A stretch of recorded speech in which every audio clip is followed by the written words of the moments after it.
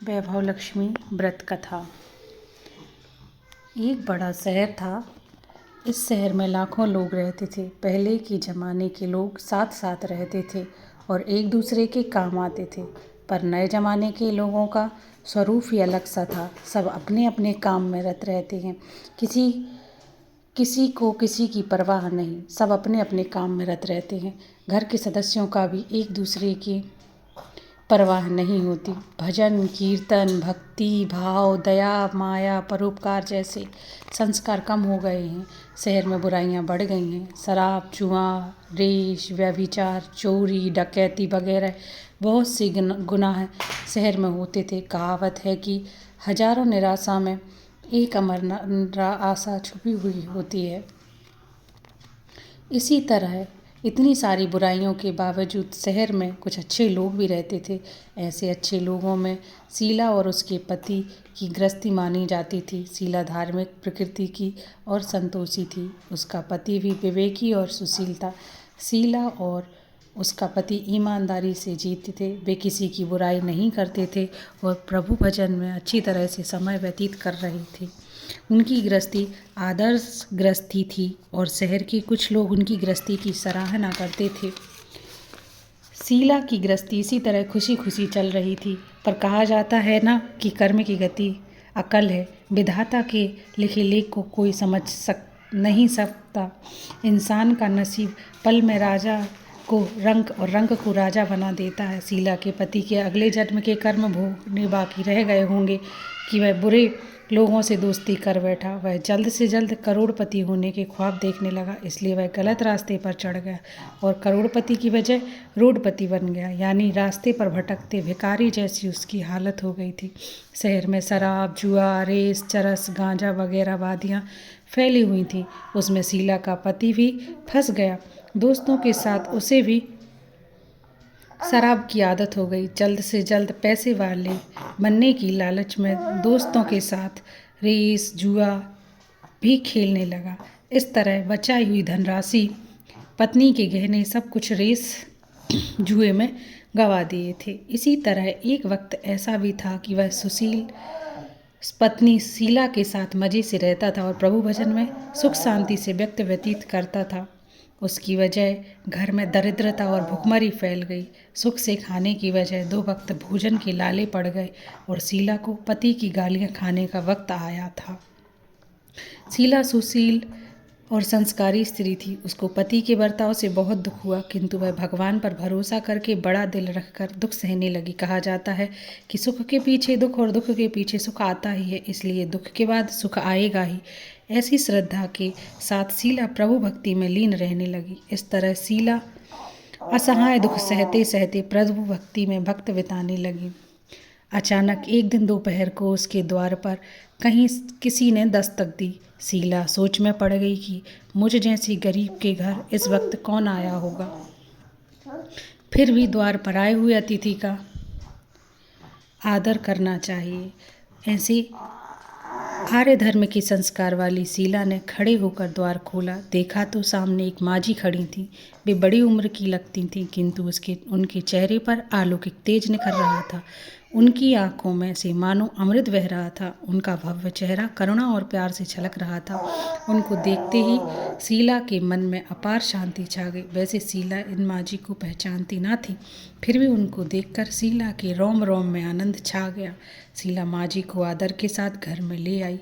घर में बिठाने के लिए कुछ भी ना था, अतः शीला ने सकुचाकर फटी हुई चादर पर उनको बिठाया। माँझी ने कहा, क्यों शीला, पहचाना नहीं? शीला ने सकुचाकर कहा, माँ, आपको देखकर बहुत खुशी हो रही है, बहुत शांति हो रही है। ऐसा लगता है कि बहुत दिनों से जिसे ढूंढ रही थी वह आप ही हैं, पर मैं आपको पहचान ना सकी। माँझी ने हंसकर कहा, क्यों भूल गई? हर शुक्रवार को लक्ष्मी जी के मंदिर में भजन कीर्तन होते हैं, तब मैं वहाँ आती हूँ। वहाँ पर शुक्रवार को हम मिलते हैं। पति गलत रास्ते पर चढ़ गया, तब से शीला बहुत दुखी हो गई थी और दुखी की मारी वह लक्ष्मी जी के मंदिर में भी नहीं जाती थी। बाहर के लोगों के साथ नज़र मिलाने में उसे शर्म आती थी। उसने याददाश्त पर जोर दिया, पर माँझी याद नहीं आ रही थी।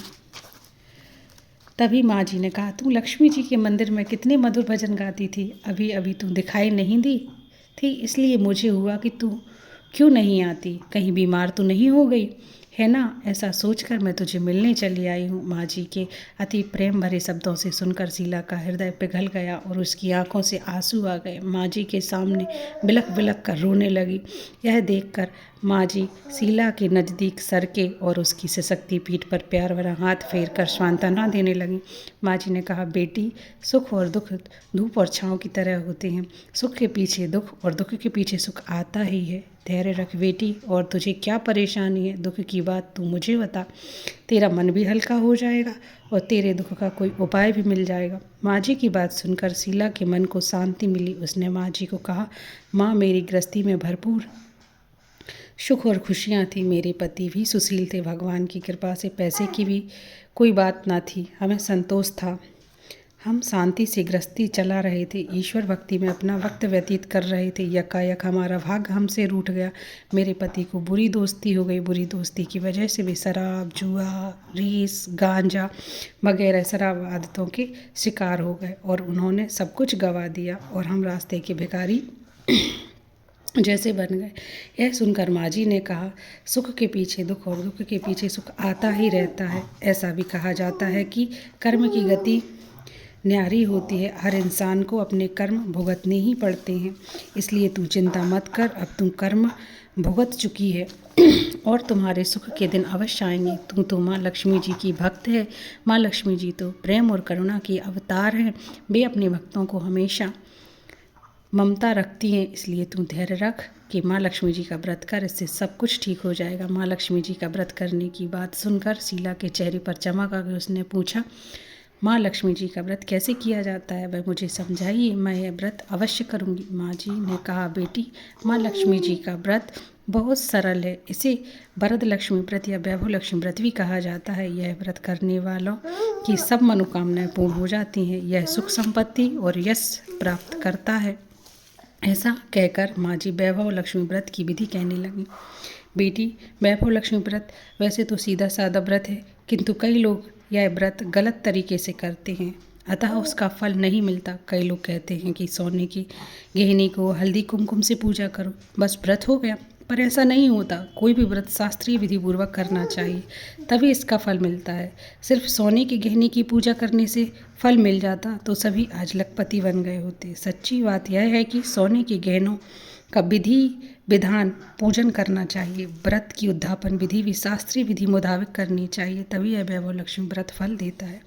यह व्रत शुक्रवार को करना चाहिए। सुबह में स्नान करके स्वच्छ कपड़े पहनो और सारा दिन मन में जय माँ लक्ष्मी, जय महालक्ष्मी का रटन करते रहो। किसी की चुगली नहीं करनी है। शाम को पूर्व दिशा में मुँह रख सकें, इस तरह आसन पर बैठ जाएं। सामने पाटा रखकर उसके ऊपर रुमाल रखो। रुमाल पर चावल का छोटा सा ढेर करो। उस ढेर पर पानी से भरा हुआ कलश रखकर कलश पर एक कटोरी रखो। उस कटोरी में एक सोने का गहना रखो। सोने का ना हो तो चांदी का चलेगा, चांदी का ना हो तो नगद रुपया भी चलेगा। बाद में घी का दीपक जलाकर धूप शैली सुलगा कर रखो। माँ लक्ष्मी जी के बहुत स्वरूप हैं और माँ लक्ष्मी जी को श्री यंत्र अति प्रिय है, अतः वैभव लक्ष्मी के पूजन विधि कर दो। वक्त सो प्रथम श्री यंत्र को, श्री लक्ष्मी जी के विविध स्वरूपों को सच्चे दिल से दर्शन करो। इस पुस्तक के अगले पृष्ठ पर भी यंत्र और लक्ष्मी जी के विविध स्वरूपों की छवि दी गई है। उसके बाद माँ लक्ष्मी जी स्तवन का पाठ करो। बाद में कटोरी में रखे हुए गहने को, रुपए को हल्दी कुमकुम और चावल चढ़ाकर पूजा करो और लाल रंग का फूल चढ़ाओ। शाम को कोई मीठी चीज़ बनाकर प्रसाद में रखो। ना हो सके तो शक्कर या गुड़ भी चल सकता है। फिर आरती करके 11 बार सच्चे हृदय से जय माँ लक्ष्मी बोलो।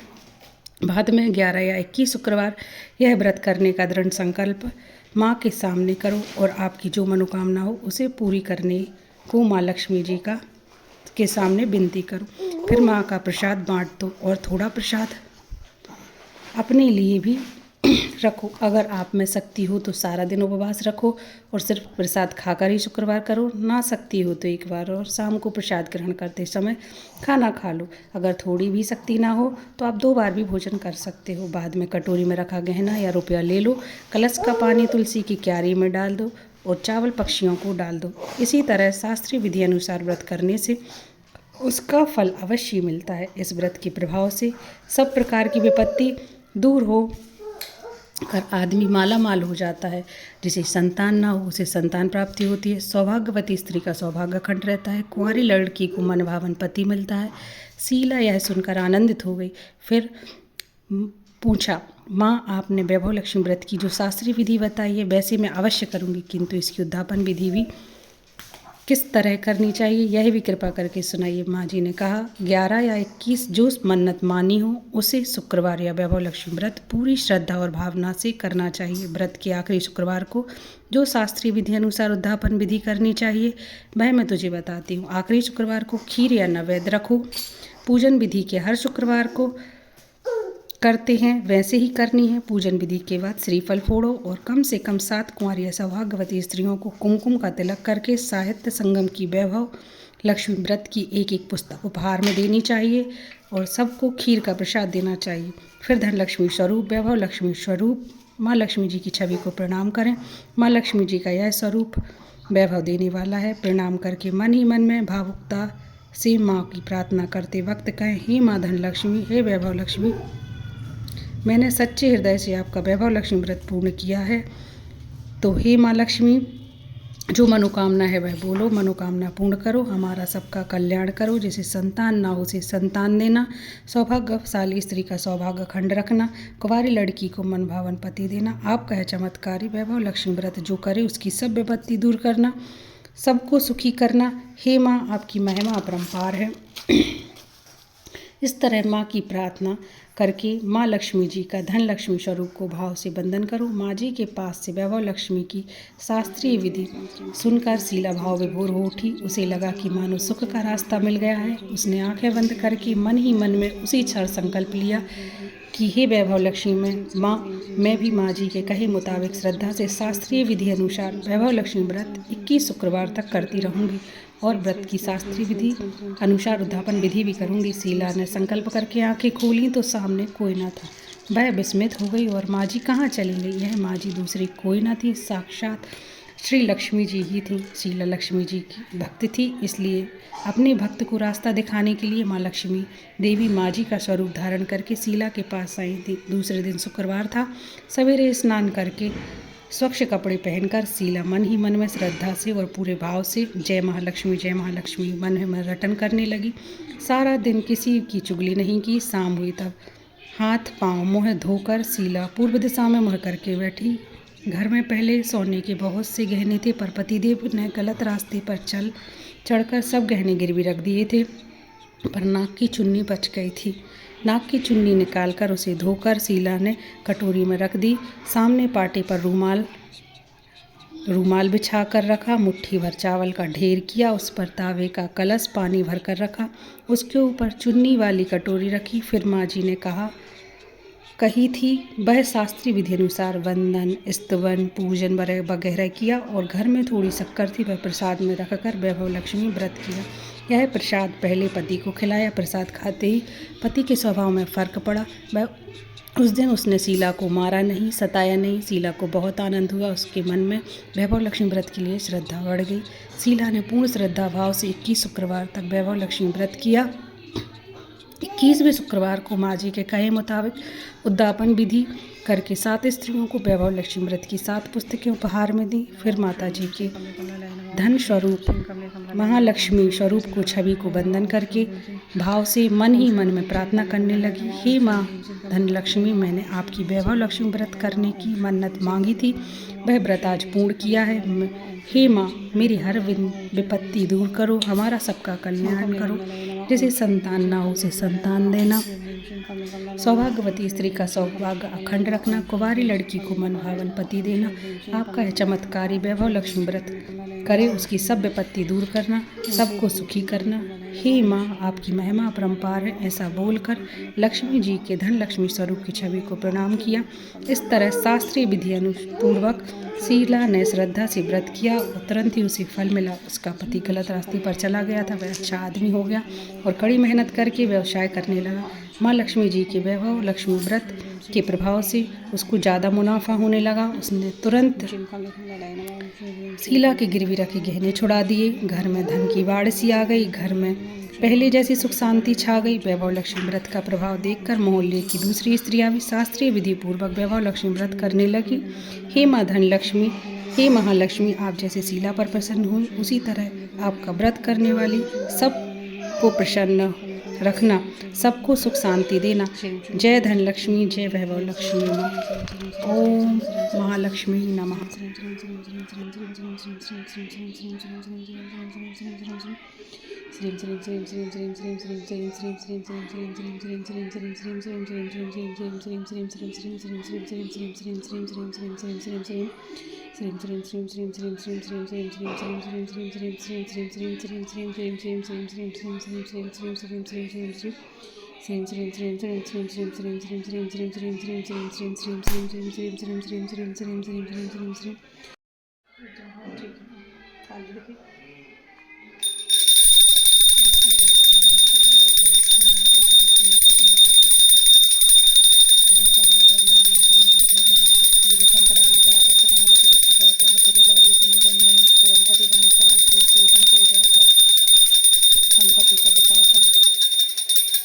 तुम पाता निराशी तुम शुभदाता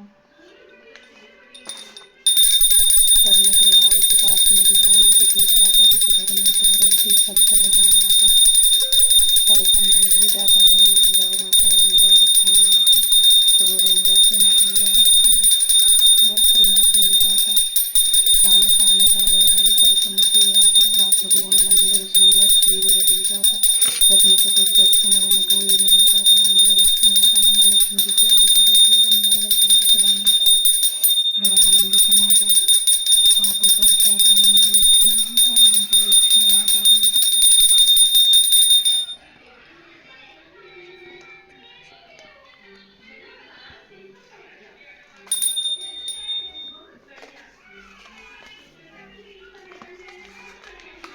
विष्णुप्रिय विष्णुमस्तुभ्यं नमस्तुभ्यं जगद्गुरुते आतरवत्ति नमस्तुभ्यं शुक्रेश्वर नमो नमस्ते महामाय श्रीपीठे शिवपूजिते शंखचक्र गदा हस्ते नारायण नमस्ते।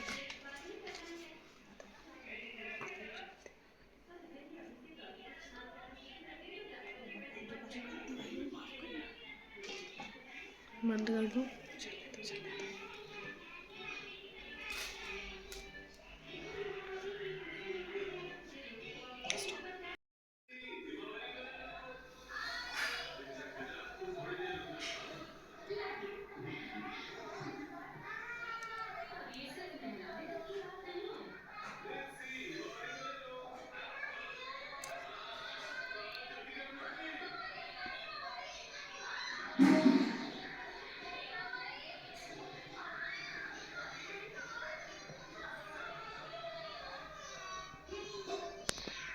बढ़ाते जाओ तुम तो दिया भी दिखाओ, थोड़ा थोड़ा सब पे फोकस करते जाओ।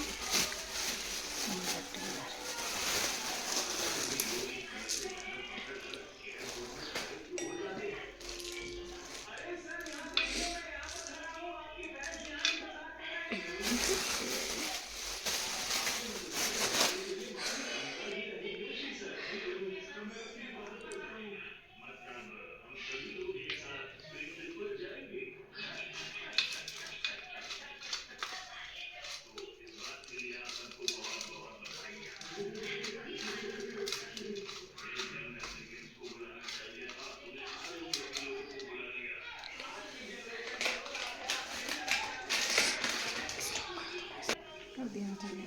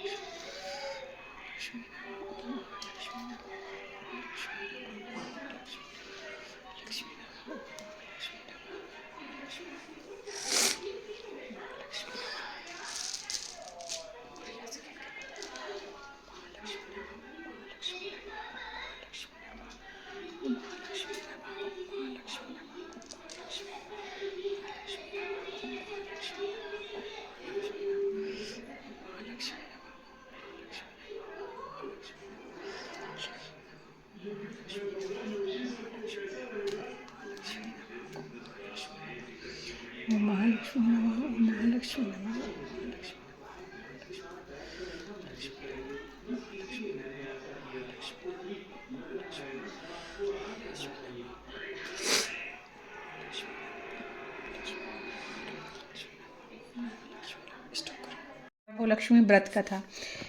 एक बड़ा शहर था।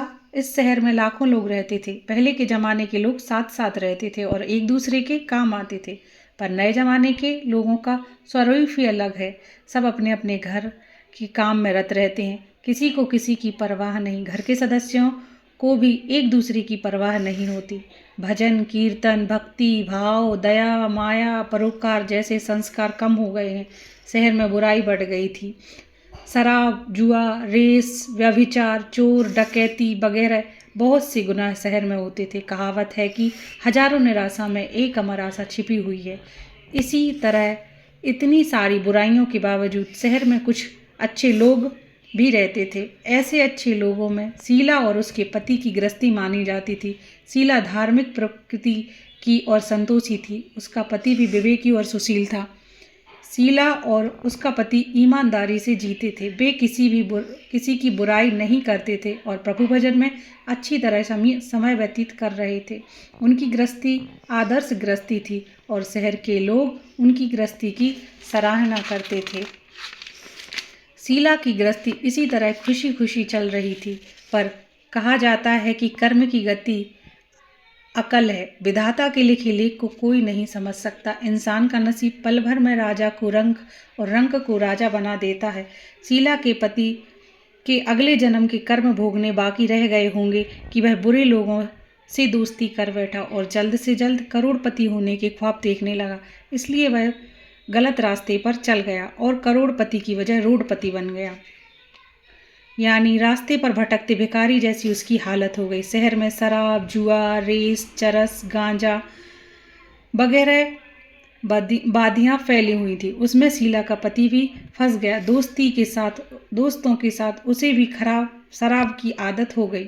जल्द से जल्द पैसे वाले बनने की लालच में दोस्तों के साथ रेस, जुआ भी खेलने लगा। इस तरह बचाई हुई धनराशि, पत्नी के गहने, सब कुछ रेस जुए में गंवा दिए थे।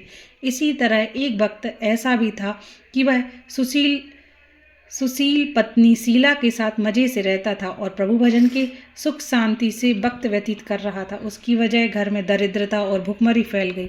सुख से खाने की बजाय 2 वक्त भोजन के लाले पड़ गए और शीला को पति की गालियां खाने का वक्त आ गया। शीला सुशीला और संस्कारी थी। उसको पति के बर्ताव से बहुत दुख हुआ, किंतु वह भगवान पर भरोसा करती बड़ा दिल रख कर दुख सहने लगी। कहा जाता है कि सुख के पीछे दुख और दुख के पीछे सुख आता ही है, इसलिए दुख के बाद सुख आएगा ही। ऐसी श्रद्धा के साथ शीला प्रभु भक्ति में लीन रहने लगी।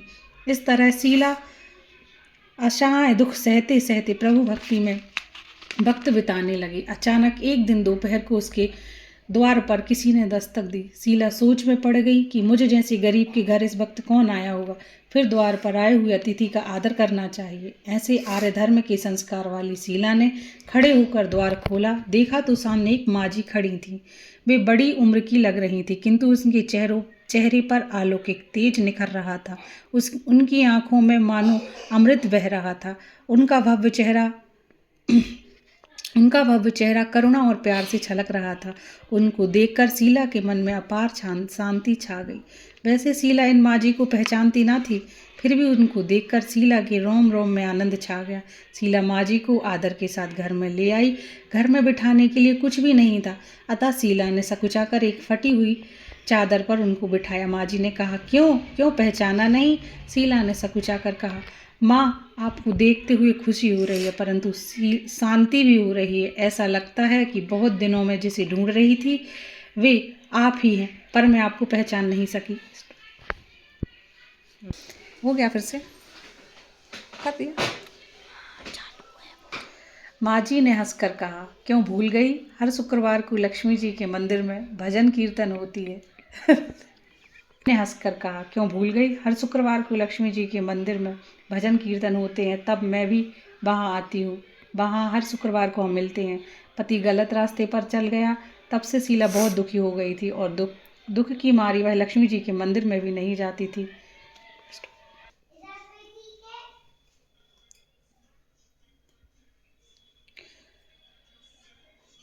पति गलत रास्ते पर चढ़ गया था, तब से शीला बहुत दुखी हो गई थी और दुख की मारी वह लक्ष्मी जी के मंदिर में भी नहीं जाती थी। बाहर के लोगों के साथ नज़र मिलाने में भी उसे शर्म आती थी।